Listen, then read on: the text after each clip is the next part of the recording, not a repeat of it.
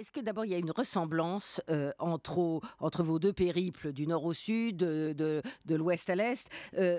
Vous avez quand même traversé, me semble-t-il, cette fois une France un peu moins déshéritée que la première, où finalement vous dites c'est à Figeac que j'ai retrouvé un peu d'optimisme. Oui, il y a une différence flagrante quant à l'état des territoires. Lorsque je suis parti dans les Ardennes, puis continué par la Lorraine, par la Marne, l'Aube, etc., jusqu'à Decazeville, en 2013, la moyenne du chômage dans les sites qui avaient été industrialisés, chômage de catégorie A total, était toujours supérieur à 20-22%. Le nombre d'habitants au RMI dans les cités, ce qu'il restait dans les cités, était de 50-70%. Une France incroyablement ravagée. Alors que là, en 2014, je suis parti dans une France qui va mieux que le reste du pays.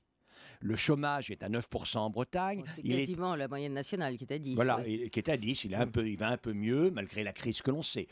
Il est à 8% dans le Maine-et-Loire, la partie sud du Maine-et-Loire, la région de Cholet. Et par conséquent, cela a alimenté ma réflexion. Qu'est-ce qui explique qu'il y ait de telles différences de situation actuelle des territoires? Prenons par exemple la Bretagne et encore plus les Mauges.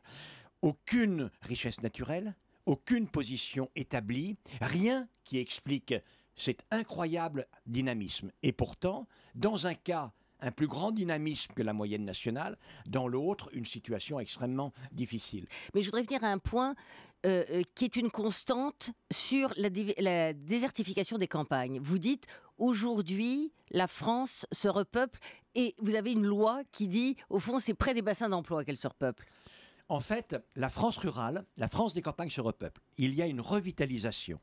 La population rurale, je ne parle pas des régions périurbaines, la population rurale a dû gagner 15 à 30% depuis l'an 2000. En tout Alors cas, pourquoi ? Alors, parce qu'il y a plusieurs phénomènes. Premièrement, avec l'évolution des mentalités. Il y a de nombreux néo-ruraux qui sont des citadins, qui veulent, quand ils le peuvent, finir leur carrière à la campagne en travaillant de manière décalée, en ligne, par exemple, ou alors des jeunes retraités qui ont un haut pouvoir d'achat, qui vont effectivement dans les campagnes.